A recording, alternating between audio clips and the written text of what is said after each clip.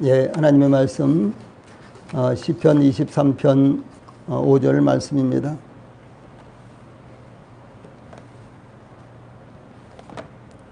하나님의 말씀 시편 23편 5절 말씀 제가 봉독을 해드리겠습니다.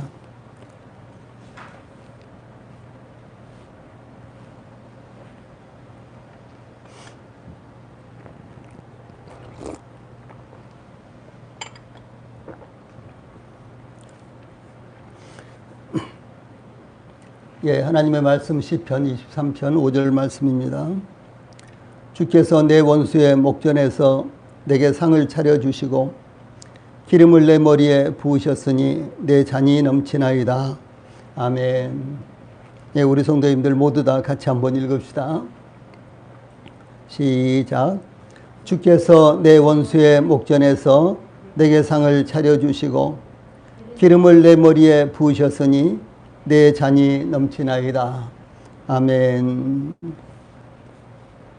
예, 오늘은 시편 23편 5절 말씀을 통해서 원수의 목전에서 베풀어 주시는 상, 원수의 목전에서 베풀어 주시는 상, 이와 같은 주제로 말씀을 전해 드리겠습니다. 다윗은 시편 23편을 통해서 여호와 하나님께서 그의 목자가 되심으로 부족함이 없으시다는 것을 고백하고 찬양하였는데, 내가 사망의 음침한 골짜기로 다닐지라도 해를 두려워하지 않을 것은 주께서 곧 하나님께서 나와 함께 하심이라. 주의 지팡이와 막대기가 나를 안위하시나이다. 이렇게 그 이유를 밝히고, 이어서 하나님께서 그의 목자가 되심으로 부족함이 없으시다는 것, 곧 7번째로 이제 고백을 하는데, 주께서 내 원수의 목전에서 내게 상을 차려주시고 기름을 내 머리에 부으셨으니 내 잔이 넘치나이다. 이렇게 고백하며 찬양을 했습니다. 예, 다윗의 이와 같은 고백과 찬양은 점점 더 클라이맥스를 향하여 나가는 것으로 나타나고 있습니다. 특히 7번째의 이와 같은 고백은 하나님께서 그의 목자로서의 역할이 극적으로 나타나고 있는 이와 같은 모습을 볼 수가 있습니다.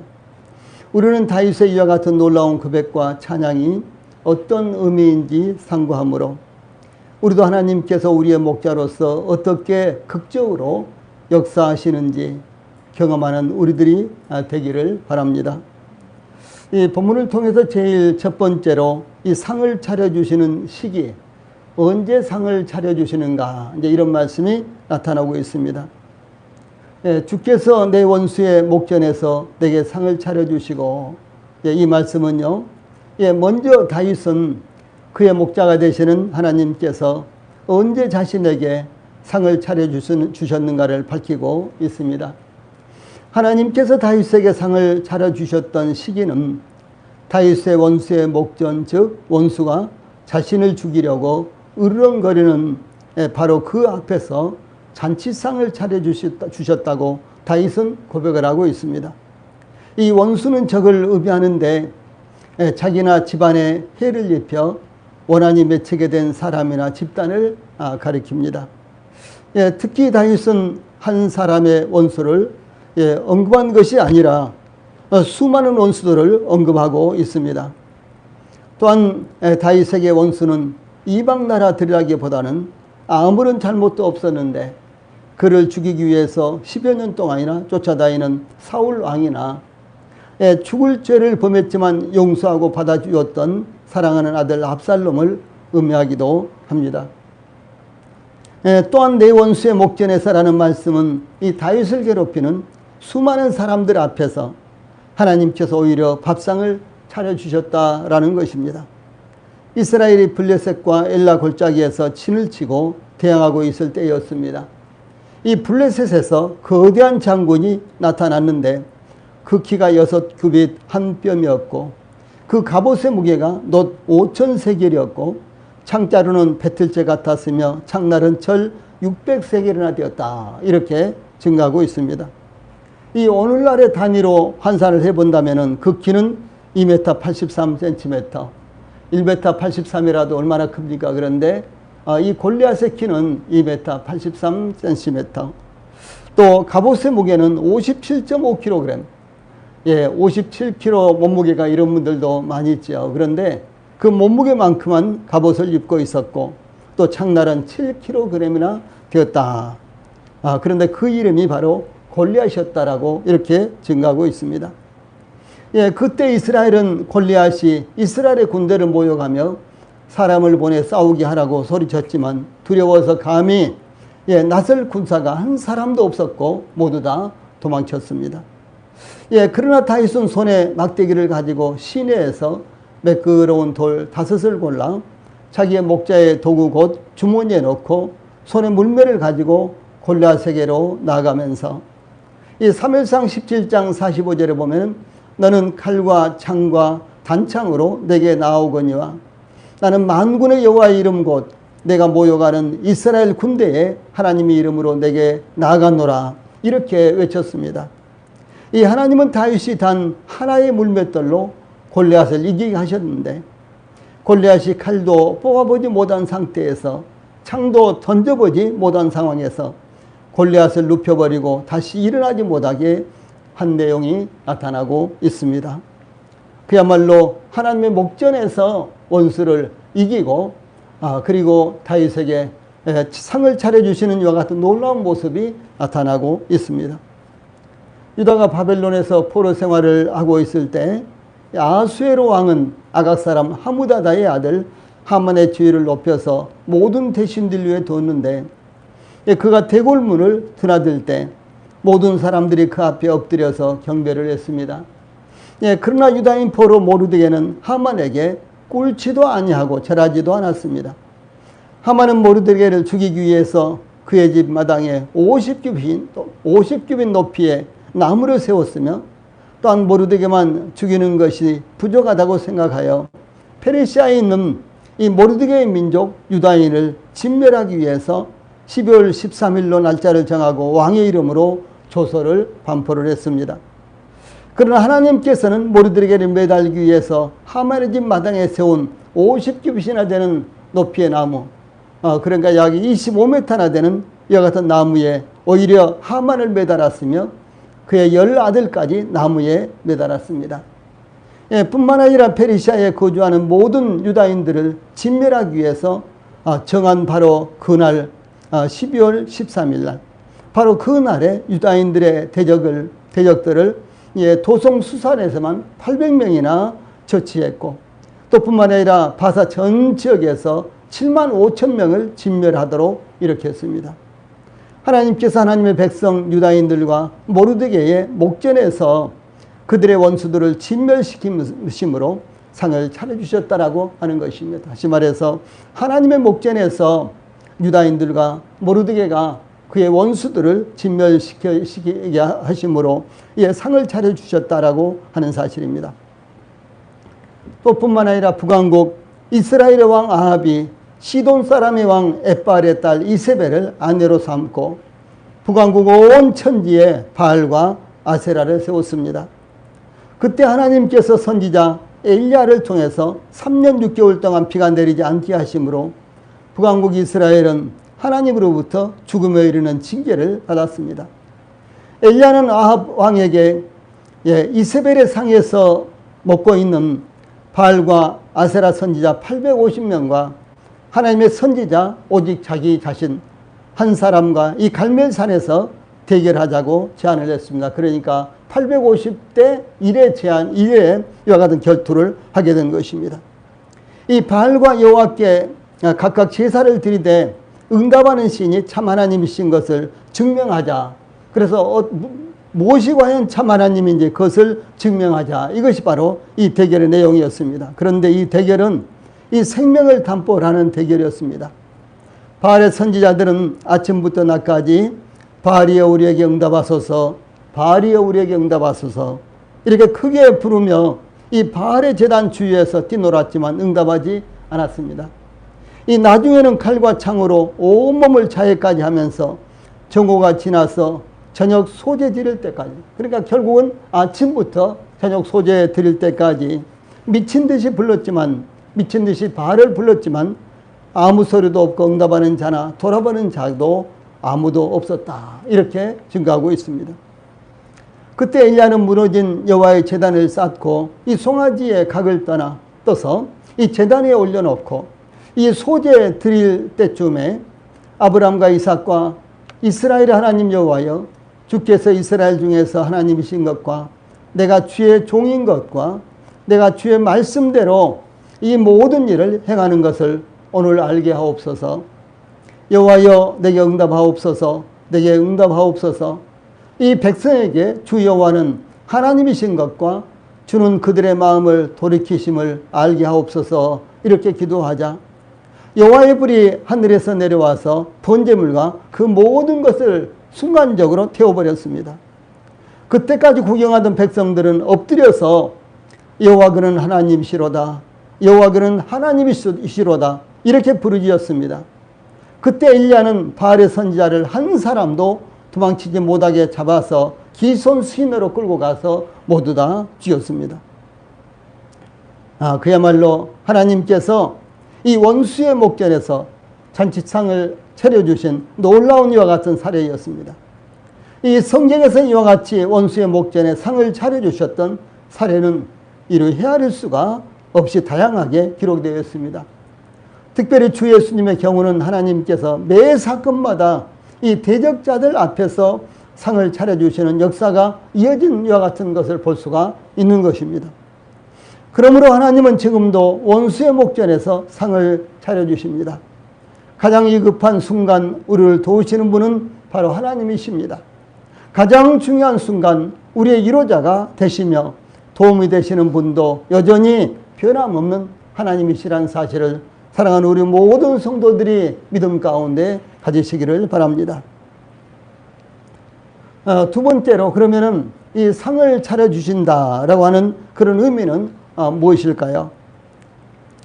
여기 본문에 보면 주께서 내게 상을 차려주시고, 주께서 여기에 주께서 내게 상을 차려주시고 혹은 또 내게 상을 베푸시고라는 말씀이 어떤 의미일까라고 하는 것입니다. 개역 한글 성경 우리가 이전에 보던 성경에서는요, 주께서 내 원수의 목전에서 내게 상을 베푸시고 이렇게 번역이 되었기 때문에 하나님께서 원수들 앞에서 표창장을 주셨다라는 그런 의미로 잘못 생각하기도 했던 말씀이 바로 이 말씀입니다. 내게 상을 베푸시고 내게 표창장을 주셨다, 이렇게 잘못 이해를 하기도 했던 말씀입니다. 그러나 내게 상을 베푸시고 라는 말씀은 밥상을 준비해 주셨다 혹은 이 잔치상을 차려주셨다라는 뜻입니다. 즉 진수성찬이 가득한 상을 차려주셨다라고 하는 것입니다. 그러므로 본문에 나타난 상, 이 테이블은 밥상이요 잔치상을 의미합니다. 곧 식탁을 의미합니다. 다윗은 사울 왕에게 쫓겨 도망다닐 때에도 이 먹을 것이 없어서 음식물을 구하러 다니기도 했습니다. 또한 압살롬의 반역으로 인해서 갑작스럽게 예루살렘을 떠나서 저 요단강 건너편 마하나임으로 피신할 때는 아무것도 준비하지 못했습니다. 그러므로 음식물이 그립고 필요할 때가 한두 번이 아니었습니다. 그런데 하나님께서 그렇게 필요한 대로 음식물을 다윗에게 예배해 두셨다. 아주 결정적일 때 하나님께서는 다윗이 필요한 대로 음식물을 넘치게 예배해 주셨다라고 이렇게 다윗은 지금 고백을 하고 있는 것입니다. 사람이 살아가는데 필요한 것 중에서 의식주는 어느 것 하나 빼놓을 수가 없이 모두 다 중요한 것입니다. 그러나 그 중에서도 저 원시시대부터 가장 중요하게 여겨졌던 것이 바로 먹는 것이었습니다. 그래서 무엇을 먹느냐, 사느냐, 이것이 바로 굉장히 중요한 문제였습니다. 북한이나 아프리카는 지금도 자주 식량난으로 인해서 수많은 사람들이 죽어가고 있습니다. 금년에는 중국, 일본, 우리나라는 장마로, 홍수로, 태풍으로 물난리를 겪었지만 아프리카의 수많은 국가들은 가뭄으로 말미암아 야생 짐승들이 죽고 있고 사람들까지도 물이 부족하여 죽어가고 있는 이와 같은 실상입니다. 그러나 우리나라의 매년 음식물 쓰레기는 16,000톤이나 된다고 합니다. 음식물 쓰레기가 16,000톤. 전 세계적으로는 18억 톤이나 배출이 되고 있습니다. 음식물 쓰레기가 이렇게 많이 나오고 있습니다. 예, 그런데도 불구하고 지구촌 한쪽에서는 음식물이 없어서 먹을 식량이 없어서 죽어가고 있는 사람들이 부지기수로 많은 이와 같은 상황이 되고 있습니다. 그러므로 선진국에서는 음식물 쓰레기가 많아서 해결이 안 되고 있고 후진국이나 아프리카에서는 먹을 것이 없어서 죽어가고 있는 이와 같은 실정이 지구촌의 현실입니다. 이 다윗은 사울 왕을 피해서 이 도피 생활을 시작할 때 그와 함께하는 자들을 위해서 제사장 외에는 먹을 수 없는 물려낸 지설병 떡을 받아가기도 했습니다. 또한 이 마온이라는 곳에 갈멜산 가까운 곳이죠. 나발에게 먹을 것을 달라고 요청했으나 모욕과 거절을 당하자 나발을 치러 가다가 나발의 아내인 아비가일로부터 음식물을 받기도 했습니다. 또 뿐만 아니라 출애굽한 이스라엘은 광야에서 하나님께서 아침마다 이슬처럼 내려주시는 만나를 이 40년 동안 먹었습니다. 선생님께서 또한 라오디가 교회를 향해서 볼지어다 내가 문 밖에 서서 두드리노니 누구든지 내 음성을 듣고 문을 열면 내가 그에게로 들어가 그와 더불어 먹고 그는 나와 더불어 먹으리라 이렇게 말씀하셨습니다. 주 예수님께서 이 세리마태죠. 세리레이가 예수님을 위하여 자기 집에서 큰 잔치를 베풀자 많은 세리와 다른 사람들과 함께 앉아서 식사를 했습니다. 그때 누가복음 5장 30절에 보면 이 바리새인과 저희 서기관들이 그 제자들을 비방하여 가로되 너희가 어찌하여 세리와 죄인과 함께 먹고 마시느냐 이렇게 비난을 했습니다. 이와 같은 비난에 대해서 주 예수님께서는 마태복음 11장 19절 등등에 인자는 와서 먹고 마심에 말하기를 보라 먹기를 탐하고 포도주를 즐기는 사람이요 세리와 친구의 죄인의 친구라다 하니 지혜는 그 행한 일로 인하여 옳다함을 얻으리라 이렇게 말씀을 하셨습니다. 또한 사도 바울은 성만찬과 관련해서 이렇게 기록을 하고 있습니다. 고린도전서 11장 27절로 29절에 그러므로 누구든지 주의 떡이나 잔을 합당하지 않게 먹고 마시는 자는 주의 몸과 피에 대하여 죄를 짓는 것이니라.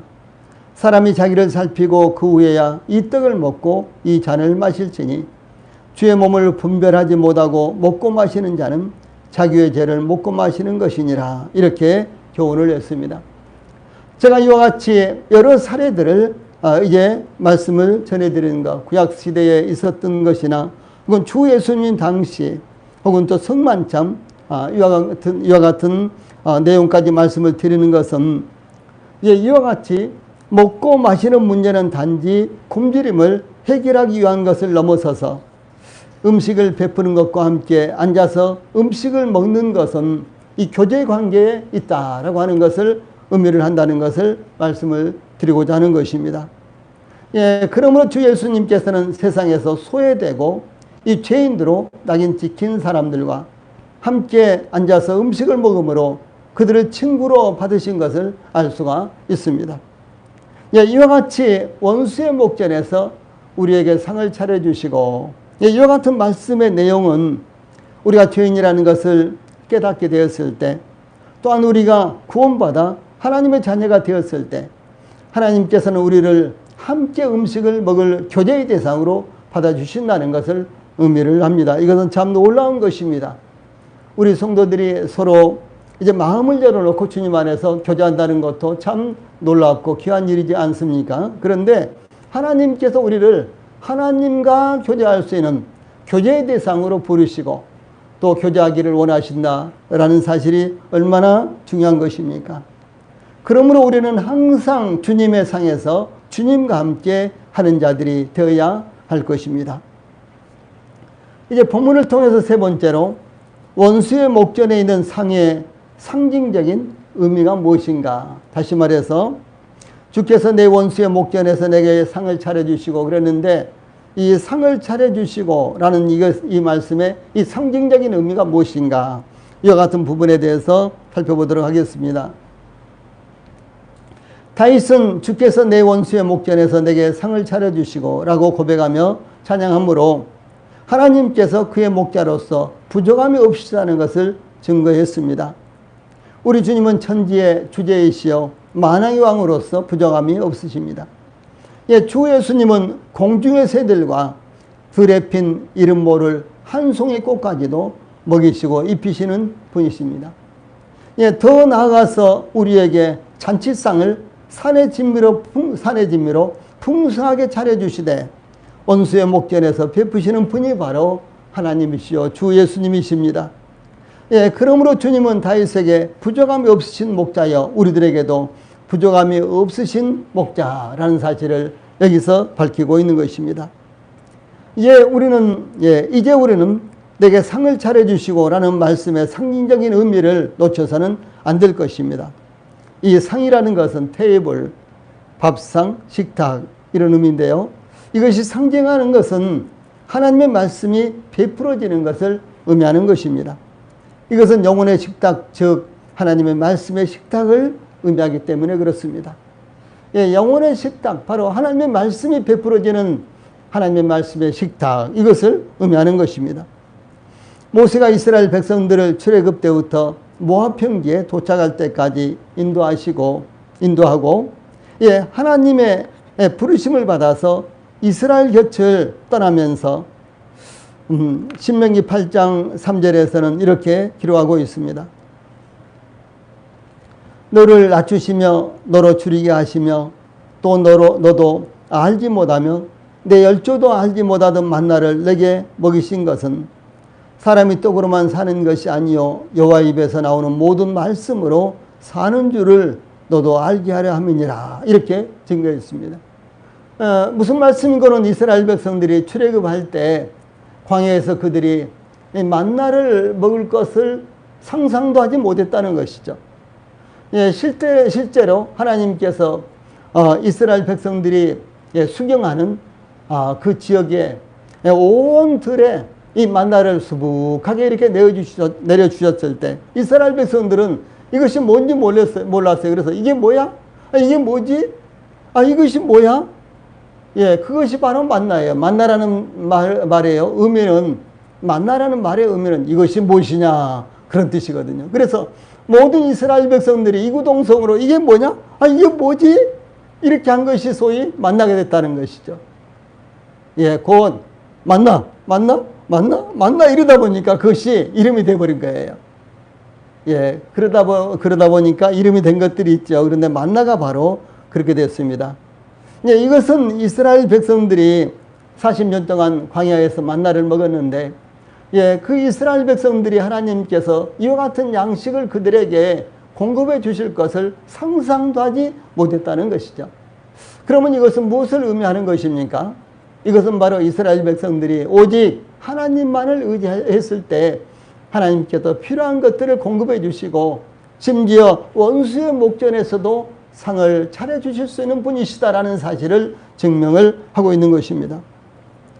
주 예수님께서도 40일 동안이나 광야에서 금식을 하셨죠.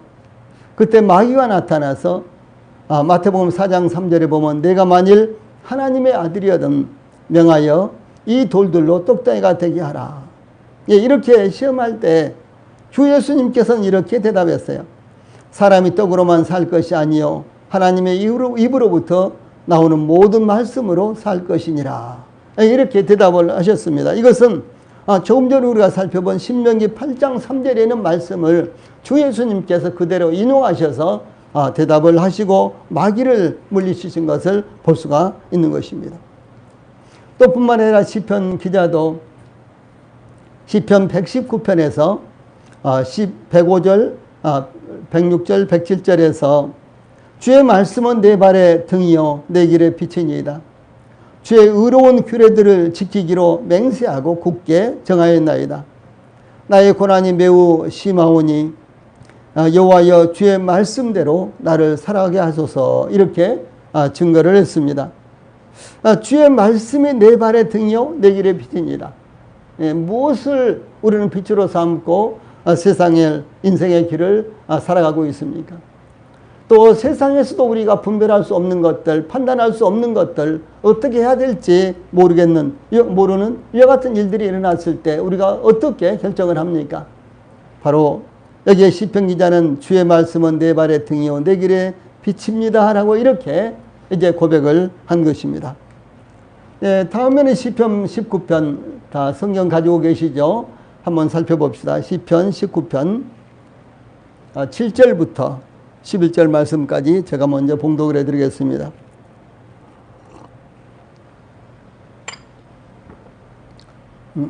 예, 하나님의 말씀 시편 19편 7절부터 11절 말씀까지입니다. 제가 먼저 봉독을 해드리겠습니다. 여호와의 율법은 완전하여 영혼을 소성시키며 여호와의 증거는 확실하여 우둔한 자를 지혜롭게 하며 여호와의 교훈은 정직하여 마음을 기쁘게 하고 여호와의 계명은 순결하여 눈을 밝게 하시도다. 여호와를 경외하는 도는 정결하여 영혼까지 이르고 여호와의 법도 진실하여 다 의로우니 금 곧 많은 순금보다 더 사모할 것이며 꿀과 송이꿀보다 더 달도다. 또 주의 종이 이것으로 경고를 받고 이것을 지킴으로 상이 크나이다. 이렇게 증거를 하고 있습니다. 이게 모두 다 하나님의 말씀을 이렇게 다양하게 표현을 하고 있는데 여호와의 율법, 또 여호와의 증거, 또 여호와의 교훈, 또 여호와의 계명, 또 여호와를 경외하는 도, 그 다음에 11절에 보면 이것으로 이것을, 이런 말씀이 두 번이나 나오는데 이 말씀도 모두 다 하나님의 말씀을 의미하는 것입니다. 하나님의 말씀이요 금곧 많은 순금보다 더 사모할 것이며 꿀과 송이꿀보다 더 달도다. 이렇게 기록하고 있습니다. 그래서 이 세상에서 물질적인 수입을 얻는 것보다도 우리 성도들이 더 사모할 것이 바로 하나님의 말씀이다라고 하는 사실입니다. 또 뿐만 아니라 세상에서 정말 맛있는 음식들보다도 이 송이꿀보다도 더 달게 느껴져야 되는 것이 바로 하나님의 말씀이 되는 것입니다.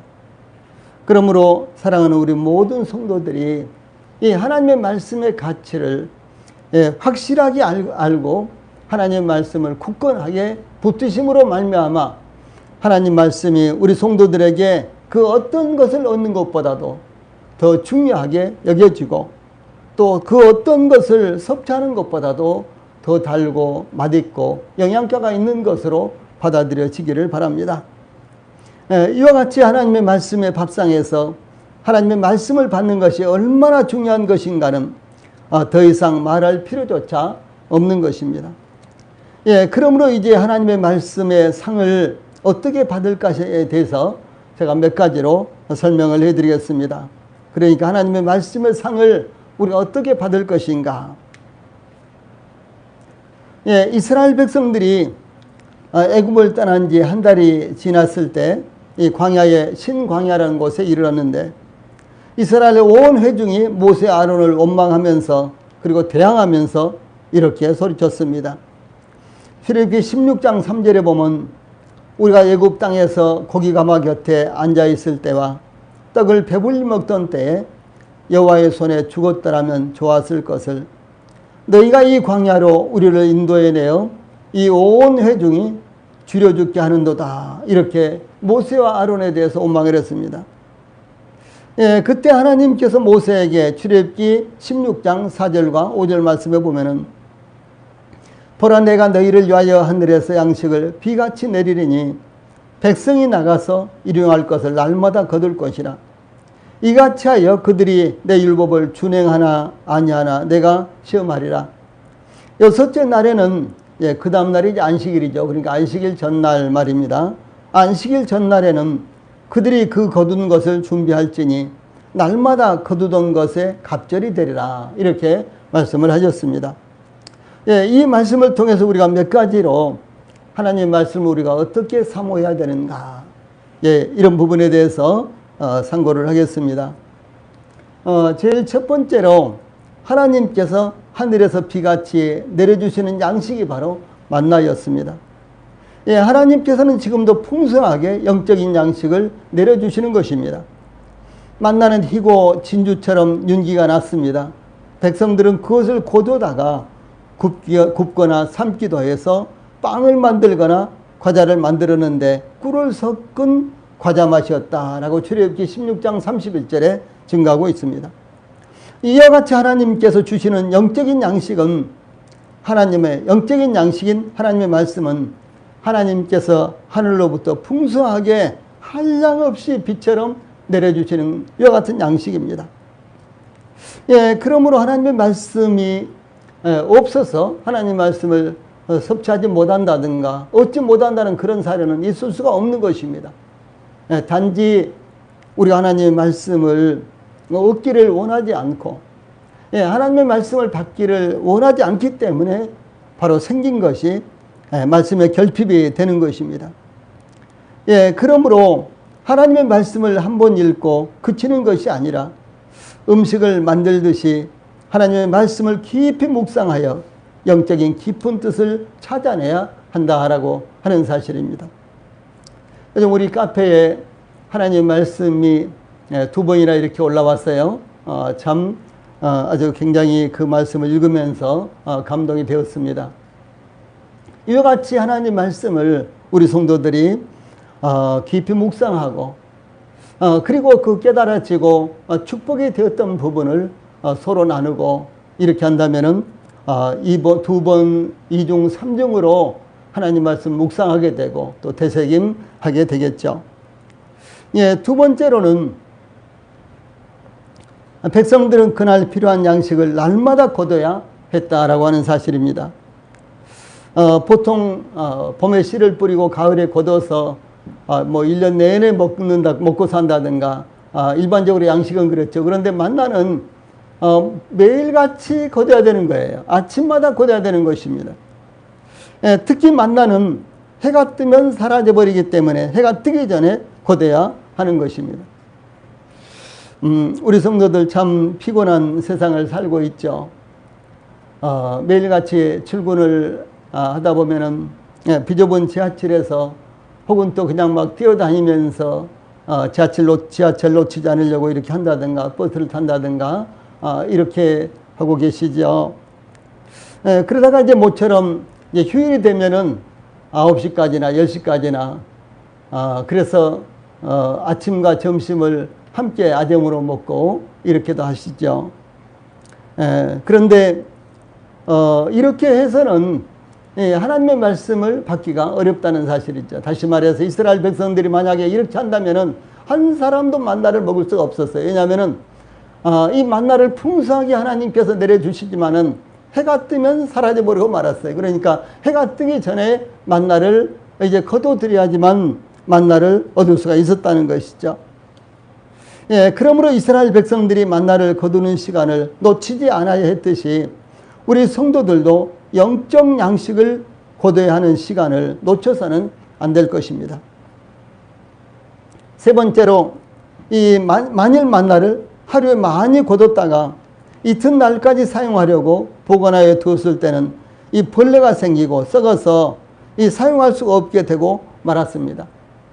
그래서 어제 많이 거뒀으니까 오늘 아침에 늦잠 자고 어제 거둬놓은 것으로 오늘 먹으면 되지 이렇게 하고 일어나서 보니까요 모두 다 벌레가 먹고 냄새가 나서 도저히 먹을 수가 없게 돼버렸다는 것이죠. 그러니까 반드시 그날 먹을 만나는 그날 아침에 일찍 일어나서 해가 뜨기 전까지 거둬들여야지만 되었다라고 하는 것입니다.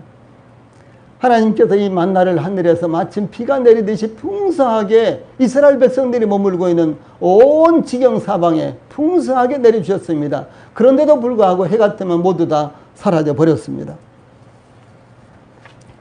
그래서 이 아침에 거둔 만나는 그날 사용하지 않으면 사용할 수 없게 변질이 되고 말았습니다. 예, 우리 성도들도 하나님께서 주신 말씀을 그날 삶을 통해서 활용해야 된다라고 하는 사실입니다. 말씀이 참 좋아서 그리고 나서 끝나는 것이 아니라 정말 그 말씀이 마음 가운데 감동이 됐다면은 그 말씀을 실천하는 것이 그대로 뒤따라야 된다라고 하는 사실입니다. 그 다음 네 번째로는 안식일을 앞둔 6째 날에는 이틀분을 거둬야 되었습니다. 왜냐하면 안식일에는 일을 하면 안 되었잖아요. 그래서 이스라엘 백성들은 안식일 전날은 이틀분을 거뒀습니다. 이 안식일에는 만나가 내려오지 않았기 때문에 그렇습니다. 백성들 중에는 안식일에도 만나를 거두려고 나갔다가 헛땅을 쳤다라는 사실이 출애굽기 16장 27절로 29절에 나타나고 있습니다. 이 말씀은 오늘날 우리들에게는 이렇게 적용할 수가 있습니다. 이 주일날에도 예배를 등한히 하고 혹은 예배에 빠지고 예배를 거르면서요, 육신적인 만나를 거두려고 일에 파묻혀 있는 성도들이 혹시 있습니까? 그렇지는 않겠죠. 그러나 혹시 있을 수도 있겠죠. 그런데 주일에는 영적인 만나를 거둘 수가 없다라고 하는 사실입니다. 이스라엘 백성들이 안식일에도 만나를 거두려고 밖에 나갔는데 그날은 이 만나가 전혀 내리지를 않았어요. 그래서 만나를 거두려고 밖에 나갔다가 그들이 모두 헛땅을 치고 돌아왔습니다. 이와 같은 말씀이 오늘날 우리들에게 적용되는 것은 바로 주일날은 예배 드리는 날이죠. 우리가 교회에서 함께 예배를 드리자. 그래서 주일날은 그렇게 정했죠. 지금은 온라인 예배를 드리고 있습니다만은 온라인 예배도 우리 모두가 다 약속하고 함께 지금 이제 각각의 장소에서 우리가 멀리 서로가 떨어져 있지만은 함께 하나님 앞에 예배를 드리고 있습니다. 그런데 이와 같은 예배를 등한히 하고 오늘도 육신적인 만나를 구하기 위해서 일터로 혹은 들로 나갔다면은 아무것도 얻지 못할 것이라는 사실을 지금 말씀하고 있는데, 우리 모든 성도들이 이 말씀을 통해서 이 예배를 드리는 것이 하나님의 백성들에게 얼마나 중요한 것인가, 그리고 하나님의 말씀에 순종해서 하나님 앞에 나오는 것이 얼마나 중요한 것인가를 우리 성도들이 절대로 놓치지 않기를 바랍니다. 마지막으로 5번째요. 만나는 하나님께서 이스라엘 백성들을 시험하시는 기회가 되었습니다.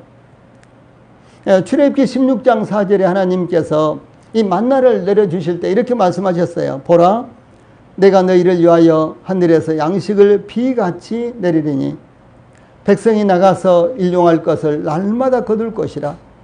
이같이 하여 그들이 내 율법을 준행하나 아니하나 내가 시험하리라. 이렇게 말씀하셨습니다. 이 하나님께서 비같이 비가 내리듯이 이렇게 만나를 내려주시는데, 이 만나를 해가 뜨기 전에 매일같이 거둬들여라 라고 하는 것입니다. 근데 이것을 통해서 하나님께서는 과연 내가 이스라엘 백성들에게, 내가 이 백성들에게 이 만나에 대해서 이와 같이 말씀을 전한 것처럼, 이 명령한 것처럼 이스라엘 백성들이 내 말에 순종하는지 아니면 순종하지 아니하는지 내가 봐야 되겠다, 이렇게 말씀하셨어요. 그런데 실제로 이스라엘 백성들은 그날 사용할 것은 그날 거두라고 했는데요, 많이 거둬놨다가 그 다음 날도 그것을 먹이려고 보니까 이미 벌레가 쓸고 부패돼서 이제 사용할 수 없게 되었던 이런 사례도 있었고, 또 그런가 하면 이제 안식일 날은 만나가 내리지 않을 것이다, 그러니까 안식일 전날은 이틀분을 거둬라, 이렇게 하나님께서 분명하게 말씀을 하셨는데 안식일 날 만나를 거두러 갔다가 헛땅친 백성들도 있었다라고 하는 사실입니다. 그러므로 이와 같이 만나를 내리는 것은요, 하나님께서 이스라엘 백성들을 시험하는 기회가 되었다라고 하는 사실입니다. 즉 만나는 매일매일 하늘에서 비가 내리듯 내려왔습니다. 그러나 만나를 거두는 규칙대로 거두지 않으면 거둘 수가 없었고, 이 사용 방법에 따라서 이 사용하지 않으면 사용할 수가 없게 되었습니다.